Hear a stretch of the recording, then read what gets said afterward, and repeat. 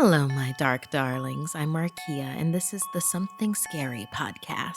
To our veteran listeners and those sheltering in the dark with us for the first time, welcome. What we're thinking about this week is all of the things that we surround ourselves with. And by that, I literally mean things. TVs, lamps, desks, the things that populate our home along with us. See, we surround ourselves with the material, the man-made objects, and all the technology. Sometimes they even become a part of us, like decoration or life aids. Other times they take a part of ourselves. These hidden things hold their own energies, and we never know if that energy could bring joy or terror until they are unleashed. First, beware the used games you buy. A killer deal might come at a price. Next, body art can bring out demons beneath the skin. After that, a poem follows what needs to feed. And finally, an anonymous creepypasta delves into twisted mechanics of a popular game. I receive hundreds of creepy story submissions every single week. As always, the first story you hear is one that we've chosen to animate and post over at youtube.com/snarled. Then I read a few more stories for the podcast. If you have a tale you're dying to share, send me an email at somethingscary@snarled.com. And if you'd like to support the show and receive bonus content, consider joining our Patreon. Our patrons play a huge role in keeping the show running every single week. For more information on how you can help the show and also be a part of it, visit patreon.com/snarled. So, want to hear something scary? Critter Valley Black. The writer of the following story wanted you to know that it was adapted from a Reddit post by a user named Black Cartridge Believer 98. That after being interviewed over email, the post was then deleted. And so was any sign of the user. I ripped open the thick brown envelope and out slipped a used black game cartridge with a sticky note attached. Don't play. Killed system. Sorry. My friends wouldn't stop telling me about their new Critter Valley pre-orders arriving soon. The only console I had was decades old, so I usually would just wait to watch them play. Until now. After running my finger along the jagged, burnt surface of the cartridge, my eyes fixed on the bootleg label with its garishly printed Japanese characters and a strange red symbol. It felt like there was purpose in that. Strength. Wait until my friends find out I'm playing an English hack of the original Critter Valley, never released outside of Japan, weeks before their pre-orders would arrive. And, best part, it would run on my retro system. I looked again at the warning on the note. So what if I brick my old console? It's about ready for the trash anyway. I paid 2 weeks worth of allowance for the game, and now I was going to play. Flinging off the covers, I went to my desk and pulled out my system. I took a seat, popped in the cartridge, and turned it on. When the game started, there was no boot-up screen. Weird, I thought, when I found no home menu, not even an option to choose a saved game to start from. In the back of my mind, I felt that there was something off. There was like a ringing in my ear. Somewhere a thin, whistling wind started up. Was it coming from the game's CPU? Had I wasted my money? The game booted me directly into the center of a digital village at night. In the middle of a main square stood the villager under my control. Whosoever owned this game, their avatar looked pretty normal and wore sunglasses. On this main drag, I couldn't help but notice the shops that were supposed to be there were gone. As far as I knew, you couldn't really modify things like that, but this player had. Not even the villagers were out. Strange way to play, I thought, searching for the logic. As I peered closer, my screen flickered and I saw a partially blurred image of a shadowy character with red eyes. It engaged a dialogue scene. But instead of addressing my villager, it turned instead towards me. "Have you returned, Isaac?" read the broken speech bubble through a garble of static noise. I shook my console remote and the weird malfunction went away. Who's Isaac? I wondered as I felt the system getting warm to the touch. Wandering south to the main square, I found the other villagers' houses lined up. Each one was identical in shape and uniformly black. Whoever's game this was sure had strange taste. Maybe it was this Isaac? They really liked a bizarre aesthetic. In the windows of each house were Halloween lights, orange and bright. And they went through the effort of custom designing the front of each door to display a signpost with the red circular symbol from the label. Most people design movie posters of pictures of their dogs, but this had that symbol. Strength. The words echoed in my mind. To my surprise, it popped up on the screen, and I could hear the words repeated from a chorus of critters I couldn't see. Was I imagining things? Shuddering, I walked beyond the grim houses to look for a break in the cliffs at either side. A static digital moon shone over my character as they walked. Eventually, I arrived at a dead-end clearing. Tired and drowsy, I rubbed my eyes and looked at my phone. It was 3 a.m. What happened to the time?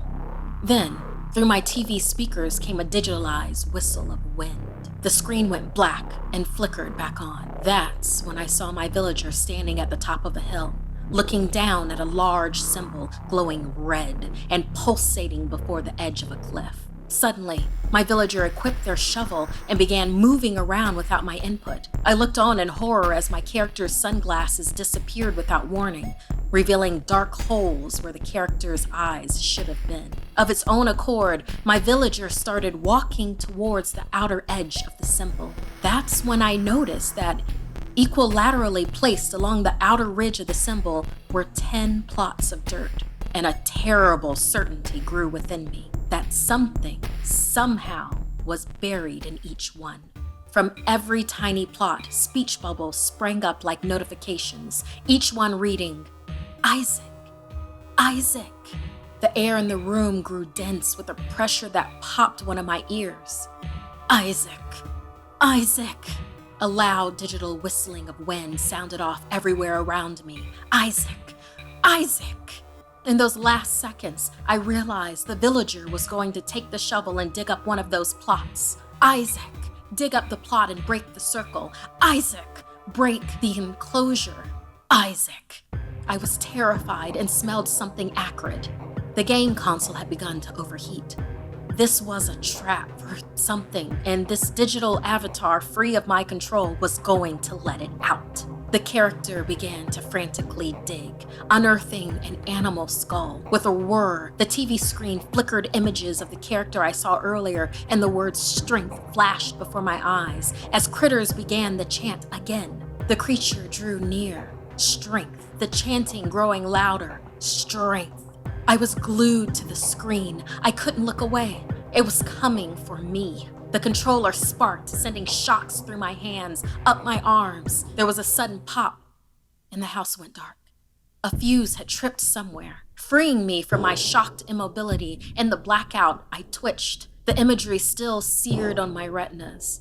The lights flicked back on again. Quickly, I lurched over and unplugged the TV. My muscles still spasming, I tossed the controller away from me, vowing to never play again, hoping that the power had gone off before anything had escaped into my world.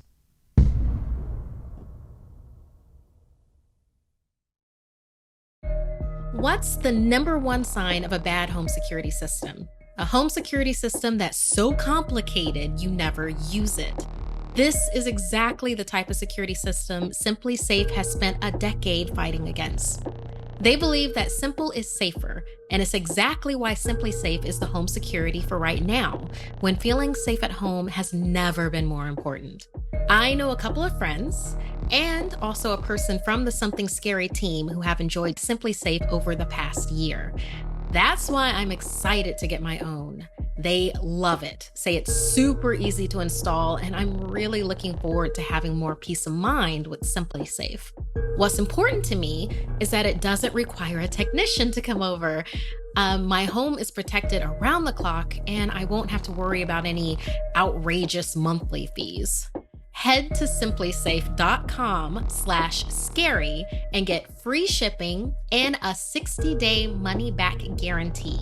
That's simplysafe.com/scary to make sure they know that our show sent you.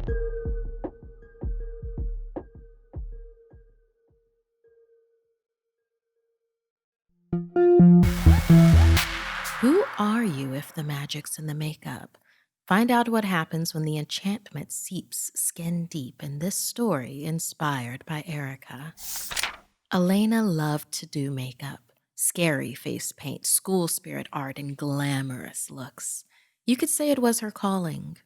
She was able to shapeshift anyone at the delicate stroke of a paintbrush. She was so good at guiding your face into metamorphosis. At school proms, her friends would glow with ethereal beauty, all done by her magical hand. Elena's favorite time of the year was definitely Halloween.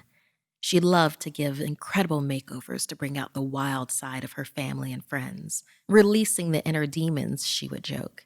So on Halloween night, she got out her makeup and got to work. Her art of transformation not only applied to others, but to herself. This year, her makeup was going to be the most gruesome and horrifying ever. Even better, she had just gotten a new palette from Madame Tomb's Makeup Emporium.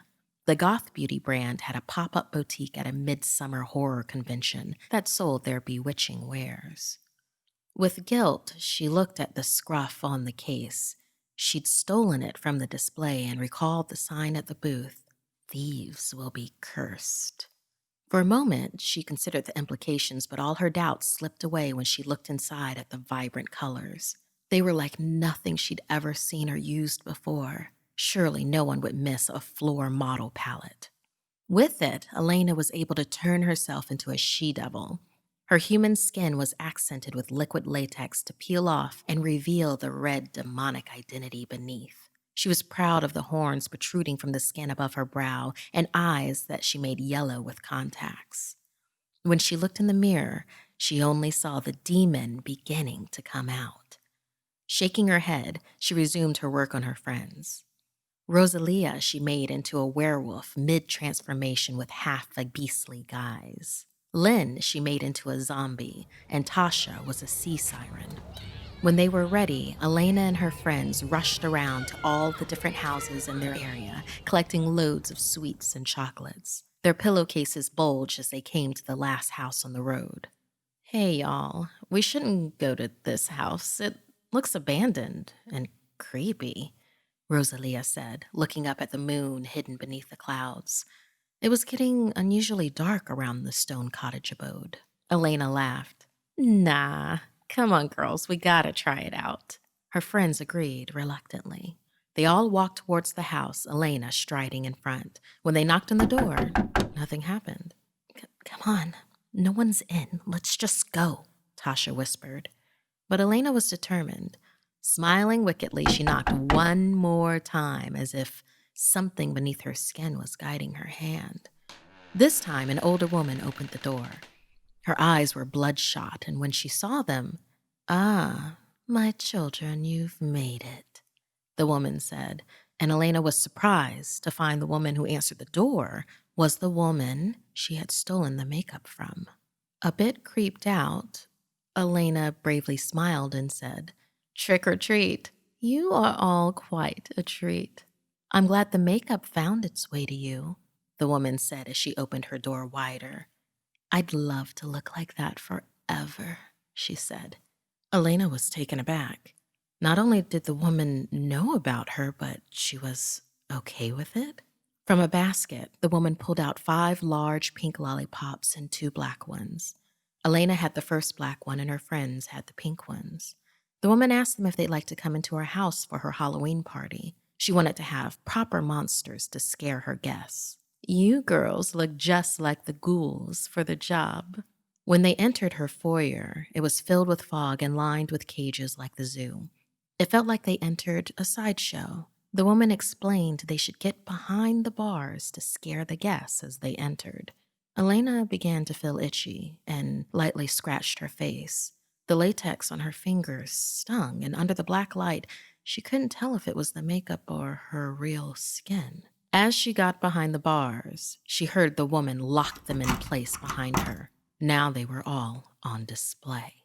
Across from her, she saw Tasha fall and began to flop around as if her legs were real fins. Rosalia began to howl in pain, and her face sprouted fur and her mouth extended, and she clawed between the bars. And Lynn was gone. The life behind her eyes extinguished, and she groaned, hungry for brains. Elena's head felt like it was splitting as her horns grew. She thrashed around, rattling on the bars. She tried to rub the makeup off, but it was latched onto her skin. They'd become their costumes.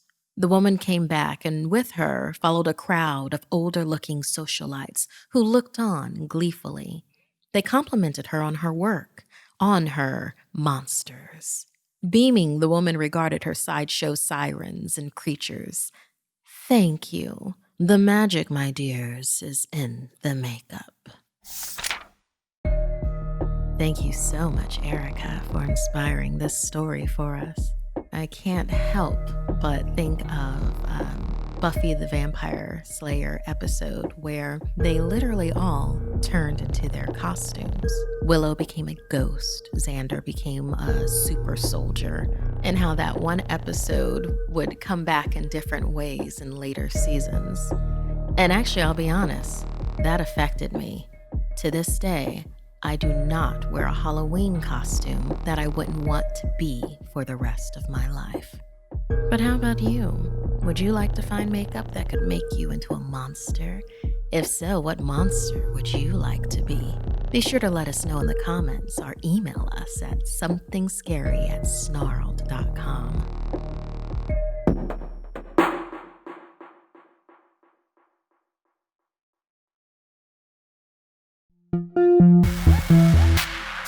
A meeting of macabre needs leads us into danger, a danger that needs to feed. In this poem by Bree. Click, click, click. I can hear it. A creak, creak, creak, creak. A shuffle. The clock in the dark. A tap. Tick, tick, tick. A scuffle. The thing outside. Don't peek. Don't peek. The curtain pushes outward slightly. It knows I'm here. Something's behind it. Don't fear, don't fear. It steps in lightly. Something makes a slit. On the window, tap, tap, tap.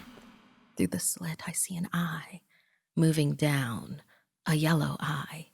Rap, rap, rap. As bright as fire. It wants to come in, looking at me. I can feel it. It won't give in. It knows. It can taste my fear. It sees. It's hungry.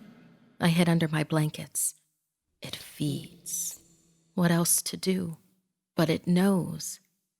I can see you now. I can see you. A hiss, a sound in the dark. The window is locked, a rustle, but the thing has knocked. It's inside. It wants, it needs, it's hungry. I want to ask, I need to know, so it feeds. It knows. Come close. I want to look. I want to see. Leaning forward, it wants to look. What are you? It wants to feed. Silence. I thought you knew. Should I? Could I? I don't know. Would I? A promise. But it knows. Insulted. It knows I want to see it. A quiet hiss. It wants to oblige. I know you. It wants to help me see it. Who am I? Most unexpected. Pray, nothing more, nothing less. Unexpected meeting. Insulted. An unfriendly greeting. Yet it's just a hiss. You say I am prey. You know me well. Nothing more, nothing less. Again a taunt. Same to you. Insulted. Once again, sly. But shy, that's okay. Without me, you would be nothing, it hisses. Empty threats. Recognition is rare. A slither, a click, a creak, a tick.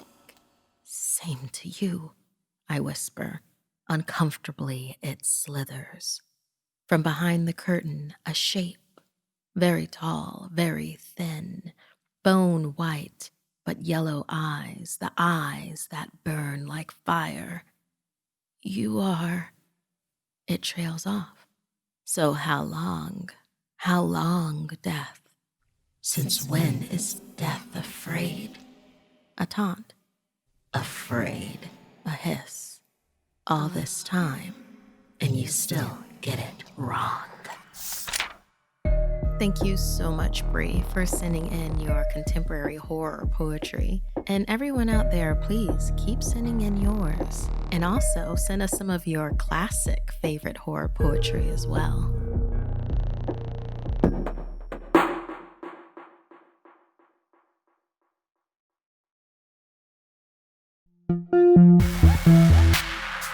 And now, Fallout 3 Nimbus Station, a creepypasta of a game glitching into a terrifying phenomenon by Anonymous. Fallout 3 contains several in-game radio stations. The most diverse and important station is Galaxy News Radio. Many players of the evil persuasion know that you can kill Three Dog and he will be replaced by the technician Marguerite. She is not a charismatic person and has very little to say, seeming to not enjoy her new announcing duties. She also never appears in person, and therefore cannot be killed. Once Three Dog is dead, you're stuck with Marguerite. What most players do not know is that under certain circumstances, GNR will become a Nimbus station. A Nimbus station is a station world. Back to Fallout 3. No one is really sure which actions are needed to hear the Nimbus station in Fallout 3. It appears that you must kill Three Dog because no one has reported hearing the Nimbus station with him still alive. It also appears that you have to skip over the quest Galaxy News Radio, where you help boost the signal so that the station can be broadcast farther than just the immediate DC area.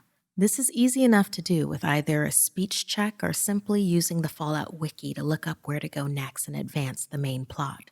Finally, you definitely have to destroy Raven Rock. This is the actual trigger to turn GNR into a Nimbus station, and it will remain such for the rest of the game. However, the vast majority of the players who perform these three actions still continue hearing the standard GNR broadcasts, so there must be several more requirements the community has yet to isolate. If you're lucky enough to have hit upon the right set of circumstances, just after destroying Raven Rock, you will get the message, radio signal lost. And a few seconds later, radio signal found. You cannot, however, actually listen to GNR just yet, because you didn't boost the signal or are out of range of the broadcast at the exit of Raven Rock. Luckily, Raven Rock is situated in the mountains and is right near one of the few places outside DC that you can get high enough to catch the signal. When you tune in, you will hear an old familiar voice, Three Dog, despite the fact that you killed him earlier. However, you will quickly notice that he does not seem to be in character. So I guess it's not technically Three Dog, but just the voice actor Eric Dellums. He reads a series of numbers in a monotone, depressed-sounding voice. He always recites a list of single digits between 9 and 12 characters long. For example, 9, 3, 7, 9, 1, 7, 2, 0, 3, 4. He never uses a multi-digit number like 11 or 40. These numbers are followed by widely varying lengths of Morse code. This is then followed by the song, I Don't Want to Set the World on Fire. All other music tracks seem to be inactive on the Nimbus station. The Morse code was the easiest part of the mystery to crack, as the code is widely available and many people actually know it by heart. We quickly had a list of a great number of messages in English. Some sounded completely mundane and even comical, such as, wash the car today, or have you watched my YouTube video yet? Have you watched my YouTube video yet? I uploaded myself kicking bums in the nuts. You may be saying, but wait, YouTube doesn't exist in the Fallout universe, and you are right. As far as we could tell, all of the messages sounded like they were based in our reality somewhere near present day. Some of the messages, however, are quite sinister, such as, "The Queen has died today. The world mourns, as on days like these we are all Brits." Or, "I can't believe they've actually done it. Not long left. The noise. I can't take the noise anymore. I have a pistol in the attic." Just recently, a player on the wiki forums noticed a message that brought to light the meaning of the messages. He was reading a thread that collected all known messages, transposed from Morse to English, and saw the line 12055282010. "What are you talking about? You'll be missed." He realized this referred to the recent death of Gary Coleman, and then quickly realized the numbers were the time and date of death. He immediately scanned through the messages to try and find more examples of this apparent future telling by a game that's more than a year old. The next message he read shocked him and pushed him to enlist the aid of the others to decipher the codes.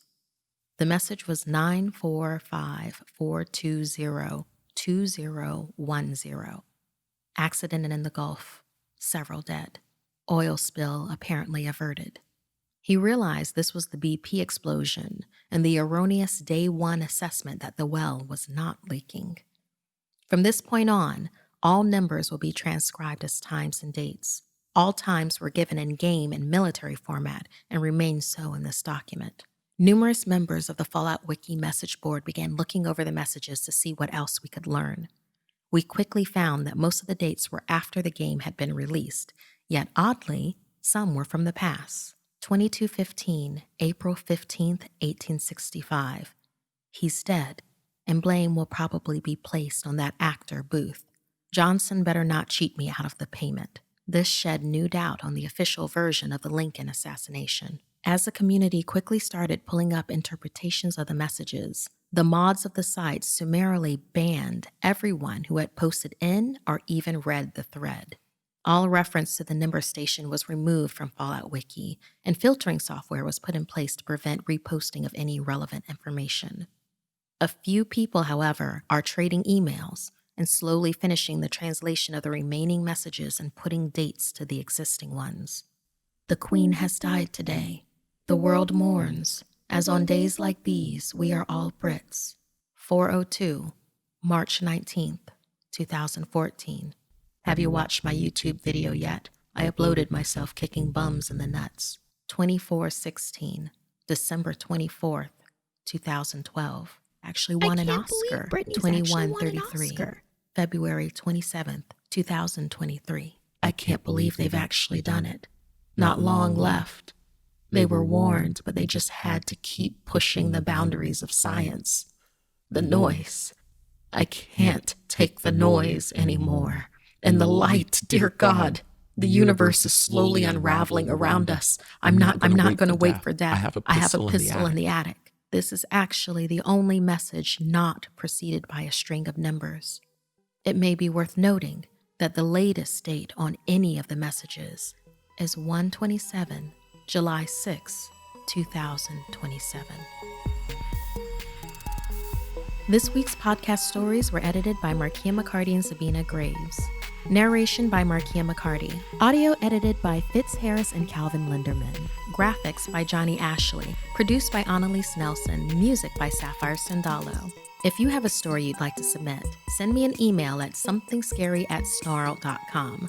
Don't forget to watch the video version of Something Scary over at youtube.com/snarled. And if you'd like to support the show and everything we do at Snarled, join our Patreon at patreon.com/snarled. Until next time, my dark darlings, sweet dreams.